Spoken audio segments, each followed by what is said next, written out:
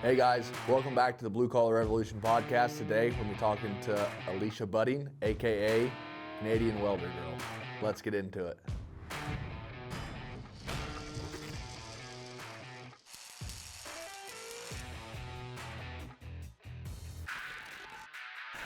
All right, ma'am.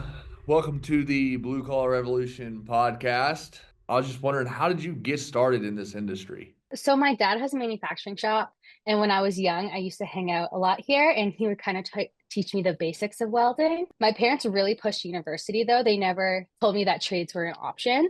And so I did 3 years at university, and my third year I had a concussion. So I had to, yeah, so I had to stop school for a little bit while healing for the concussion. But I was really bored at home. And so my family doctor actually recommended me taking up a fun course. Yeah, so I was always interested in welding. So I took up welding just to fill in that time before I can go back to university. And I actually loved it more than what I was doing at my other school. So I stuck with it. That's awesome. Yeah, so I guess it's Yeah. kind of a blessing in a curse, huh? Oh, So, 100%. Even when I went to university, it's not like I had a passion for it. My right. friends were going there, so I just followed my friends and I said, "Oh, I'll just figure it out." So it was okay. I had a good time, but this is definitely what I'm passionate about. I don't know about yourself, but I wasn't the greatest in school. Not because I wasn't smart I enough wasn't for it. either. I just wasn't really interested in it. I couldn't see why I needed to know everything that they were teaching me when I just want to go work with my Hmm. hands. And I felt Exactly. way more proud of tearing a motor apart or welding something together or 100%. going to wood shop or anything like that. So, I'm not saying everybody always has the saying that like, oh, you can always fall back on a trade if that's what it takes. But I don't think people actually realize just how difficult trade working actually is. For You'd be sure. amazed how many people can't just read a simple tape measure. Exactly. You know, Yeah.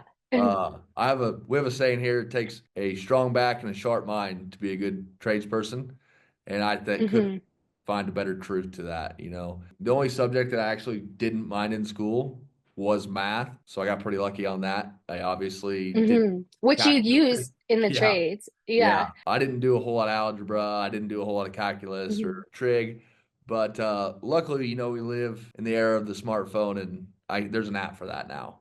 So. Exactly. Remember when the teachers would say, "Oh, you can't always have a calculator in your pocket?" Right, yeah. Who's laughing now? Yeah. So I have three kids. I have two daughters and a son, and my oldest is in first grade right now. And me and my wife had this conversation the other day about what if she doesn't like school? Because right now she doesn't really like getting out of bed and going to school in the morning. But I kind of felt the same way growing up. Didn't really see the need to get out of bed to go to school. Luckily, I played sports. My parents Mhm. didn't have to talk me into staying in school just because I really liked playing sports.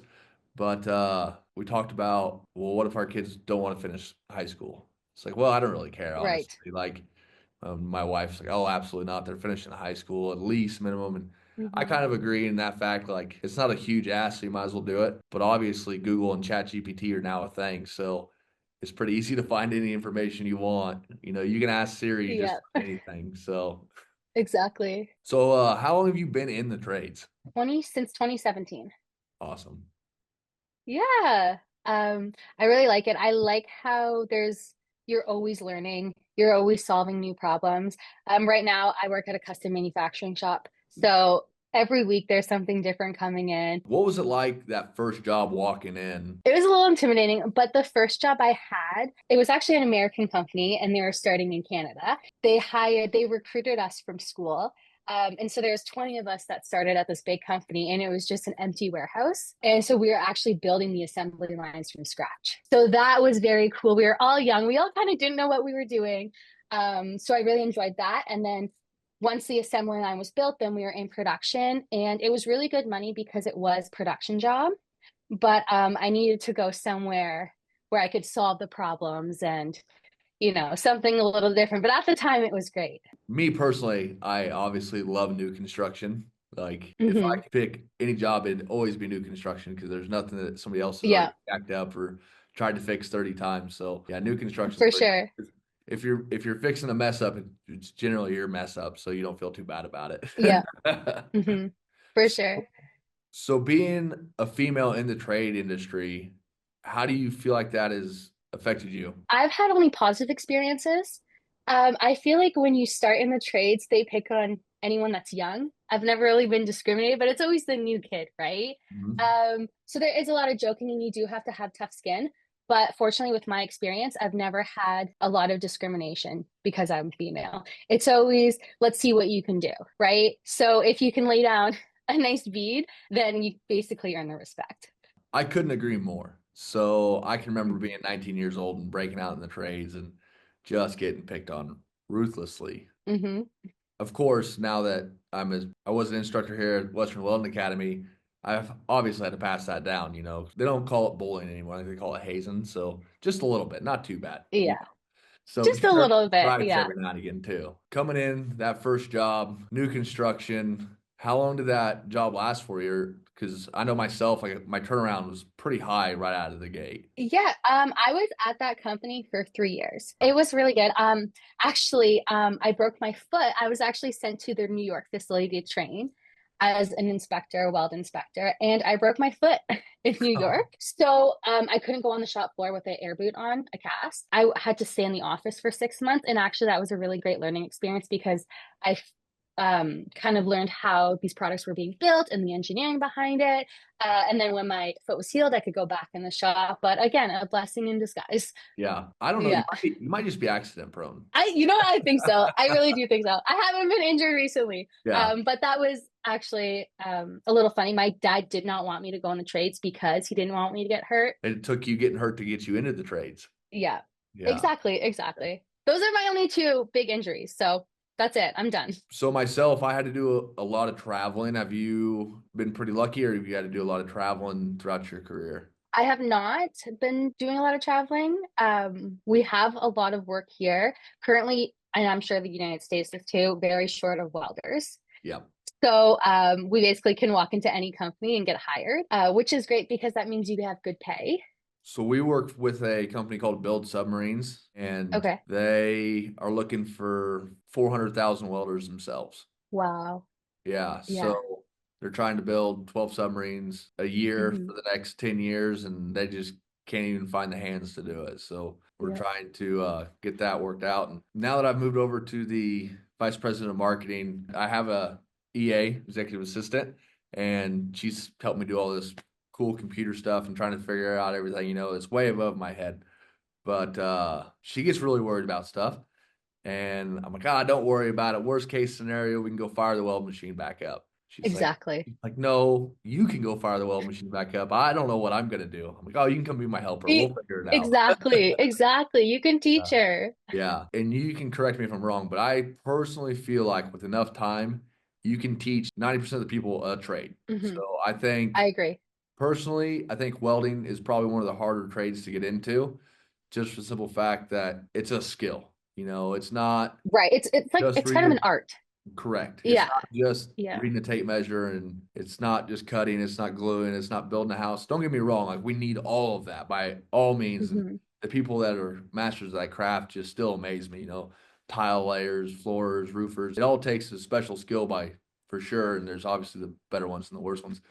But as far as I'm concerned, the king of trades is welding, just for the simple fact that nobody else is driving across the country to take a test to maybe have a job. Right. For sure. So I don't know how bad it is up in Canada, but usually like operators and laborers and like welders, they're just prima donnas. They don't want nothing. It's like, man, hop in a truck and drive 12 hours to maybe have a job. I did notice that you had a child of your own. How's that grown you, I guess? So it's great. I didn't realize how hard being a parent is, how exhausting it is. While I was on mat leave, I did a year mat leave, and I thought I could do welding and be on mat leave. And like, oh, when my husband gets home, I'll go out and just do some art or whatever. And I'm exhausted, Yeah. but it is good. It is very tiring.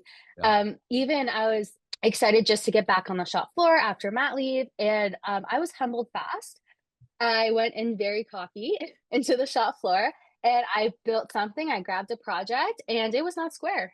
And I had to take that thing apart a few times and actually ask for some help with some of the guys out there to help me make it square. So it was great. I was a little rusty. I don't know how old your child is, but my oldest is 7 and my youngest is just turned a year. And Mhm. every time I'm in my shop and fixing something or welding on something, they're gone. They don't want nothing to do with it. In the back of my mind, I'm No, like, oh man, like this is so cool. I wish you'd hang around and watch this, and right. It 30 could years change, laying right? around. Yeah, for sure. So Yeah. I always tell my wife, she's like, oh, you can go back. Are you ever going to go back to welding? Are you ever going to leave this trade school and go back to welding and hit the road? And I said, well, if the son wants to go weld, I think that would just be awesome to go weld side by side, For sure. as the years progress, I really feel like it's going to be my middle daughter that's going to probably be the one to pick it Okay. up. So, Yeah. yeah, so my time here might be shorter than what we think, but I obviously love my job here. So maybe just go Hmm. hit a 2 or 3 week job with her and then come back here. So, For sure. yeah. Very cool. Did you go to a trade school or did you just pick it up on the job? Nope, I went to a trade school, and I only went for 6 months before they had a recruiter come in. And for the trade school, they weren't certifying for CWB, but this job I picked up, they were going to certify you. So your trade school was 6 months long? It was supposed to be a year, but I dropped out just because they weren't giving me tickets, and this job was offering the tickets. Right. Yeah. Yeah, so it worked So out. yeah, here we obviously we test our students. We bin test. We give them their Hmm. certifications. We have CWIs here on site that give certifications. And I don't really know how it works up in Canada, but every job you go to, you're gonna retest. It doesn't matter if I test you on a 12-inch piece of pipe and it's perfect, and then you drive an hour down the road, you're testing on a 12-inch piece of pipe. And I think that's fair. Yeah. So just Yeah, because somebody says you can do it doesn't mean I know you know how to do it. I want to see that you know how to do it. exactly. So, Exactly. I think one year I probably took, I don't know, I was working for like 8 different gas companies and I had to re-up every 6 months. And so I was constantly testing. I felt like every month I was going Mhm. back in and retaking the test. And I'm like, it's the same test for all of you guys. Why don't we just combine these? They're like, oh, no, Right. can't do that. And I was like, for sure. So you guys just keep paying me to come in here and test once a month. Sounds good to me. Yeah. Exactly. If they're gonna pay you to do it. Right. Yeah, I already made my 12-hour drive. So really I was just retesting and proving that I could do it again, I guess. Hmm. If your parents really pushed you over to university and you fell into the trades, what motivated you to actually do that? It was just luck. It's because I had the concussion. Yeah, So, yeah, and my it was my family doctor who recommended me taking a fun course just till my brain healed and then I could go back to the lectures. And so yeah, so I the fun course was the welding course. And then I got recruited and I never went back to university. what did your parents think about you dropping out of university? At the time, and I told myself I'd always go back to finish. Yeah, But I was making such great money and being a welder. University, it was good. I had no passion for it though. right, I didn't know what job I wanted to do. I was following my friends. I knew I was going to get a degree. I just didn't know what I was going to do with the degree. And I right. actually had a passion for welding. So, So the marketing team here at Western Welding Academy, we have one guy that is actually using his degree in the marketing department, but everybody else is just a bunch of misfits, and we just kind of FIO'd it, figured it out as we went. And university is great if that's something, you do want to go into and that's you need it for the career you want to make. But sure, I don't think the trades are pushed enough. I think the trades are kind of talked down a bit. And it's kind of like you said before, well, if you can't do university, then you go to a trades. But I don't think it should be like that. I think there should be tons of options. And if you are more passionate about a trade, all for you, go for it. And yeah, and a lot of my friends who are welders are making more than my friends with degrees, just in the jobs they picked. So if you want fast money in right. Ontario, anyways. So I'll give you a little bit more of a backstory. I graduated 30th out of 32 kids in my high school, small town. But I think there's probably one or two classmates that probably make more a year than I do. But it took them Hmm. 6 to 8 years of schooling to accomplish that. In debt. Yeah, And in debt. yeah, And yeah. when I was 19 years old and I started welding and started bringing in over $100,000 that first year as a Hmm. 19-year-old, it was amazing. I Hmm. grew up in a middle class family and my town has 1,300 people in it. And I knew I wanted to get out and do Hmm. something. We have a family business that I'm sure I was For excited sure. to take over, but I had no desire. So I kind of ventured out on my own and I have no regrets. So luckily, my parents never really did push university for me. My sister, she did Hmm. go. She's a school teacher, so that's something you kind of got to go Good for her. university for. Yeah, exactly. Yeah. And she's actually my older sister by 3 years. And I can remember coming home and from a small town, we had one cell phone provider that would actually work in our hometown, but they didn't have any iPhones at the time. And my sister really wanted an iPhone. And so I bought her an iPhone for Christmas, and because I was able to do that as a 19-year-old. Isn't that so nice? It's awesome. Yeah. You know, it Yeah. was, It's the independence. You get yeah, independent so fast. it was Yeah. my mom and dad like, oh, I came home and hey, we were gonna hang our clothes up outside. The dryer quit working. We're saving up to buy a Hmm. new dryer, but it's summertime, so we'll be all right. And it's like, oh, let's just go get a new dryer. So driving down the Exactly. road, being able to buy my parents something like that, and a lot of people don't Yeah, understand the financial freedom that comes with the trades pretty quickly. for sure. I don't know about yourself, but I obviously wasn't very good about saving my money at the beginning, and I'm sure I had a lot of fun spending it, but Hmm. have no regrets. And I always For have sure. this trade, this skill that I've built up throughout the years that I can always fire back up and go to work. 100%. I've changed careers dramatically this past year, but my passion is still welding. I haven't welded in like 2 weeks, so I just got an itch. So I put on my old boots, my old jeans. I got my welding shirt on. Hmm. So eventually, sometime today, I'm going to wander back over to the shop and go hide in a booth and weld something up. For sure. It's so Yeah. satisfying. Yeah, it is. Being an instructor here at the school, you see that in the students, they're so frustrated because they're trying to figure it out. Hmm. And then us, now we have figured it out and it's so relaxing for us. That's our peace, you know? Yes. Yeah. And it's pretty awesome to see that change through the students Hmm. from where it's frustrating to I got too much going on. I'm gonna go make a weld to clear my head. Hmm. Yeah. So what advice would you give to your younger self looking back? I don't know, trades is an option. Even though I had a great time at university, I made great friends. I learned a lot in 3 years, but it's okay to go to the trade schools. It's okay to follow your passion, and you don't have to have a degree to do well in life. You said you were now inspecting. Is that correct? Are you still doing No, I'm welding? welding. I do have my inspector, but I am welding. Awesome. Yeah, Which one would yeah. you prefer? Welding. For sure. Depends what it is. Yeah. Inspector, you have to have tough skin, but it's good. Yeah. It was good. I got in a lot of fights, but like not actual fist fights, but Right. you know, yeah. And then I also have my supervisor, my CWB supervisor ticket. And that's what I like about the trades is you can always build. If you don't love what you're doing at that moment, you can always, change it up. And as you said, like go back to it. There's always room to grow, especially with welding. If you don't want to do MIG, learn TIG, learn stick. Right. There's so many places to go. What is your preferred method of welding? Well, if you had to pick TIG. one, Now it's what not was my it? best. It is not my best TIG welding. It's the prettiest. So yeah, myself also, I'm gonna have to agree with you. I went to a trade school myself. My goal in life was to go work at the nuclear plant by my house. Mhm. It's like 20 minutes from where I grew up. That was my goal. I was gonna go TIG weld at the nuclear plant. And so the trade school that I went to, I solely focused on TIG towards the second half of my schooling. And they did Mhm. offer downhill pipe. And I'm like, if I want to learn that, I'll learn that on my own down the road. I'm not gonna lie to Yeah. you, I've never hired out as a TIG welder. Now I have done some TIG Really? welding, but and got Okay. for it, but I've never actually showed up on a job site for a TIG test. It's always, hey, do you know how to TIG? Okay. Which I personally feel like is the huge benefit of going to a trade school. Just Right. the fact that For you've sure. tried everything. You might not master any of it, Absolutely. but you've got a feel for all of it. No, for So sure. yeah, I always thought that that was really funny that I decided that I wasn't going to do any downhill pipe, and that's what I ended up doing for Hmm. a living. And that's what you're doing. Yeah. Right, You also got to go where the money is, right? right. I knew how to weld, you know. I didn't know Hmm. how to downhill weld per se, but I knew what it was supposed to look like when it was finished. Right. For sure. So yeah, I also prefer TIG, but now my hands just aren't Hmm. quite like they used to, so I think I might go back over to stick welding. That's fair. Yeah. I really appreciate you hanging out with us today and taking the time out of your busy schedule. Thank you so much for having me.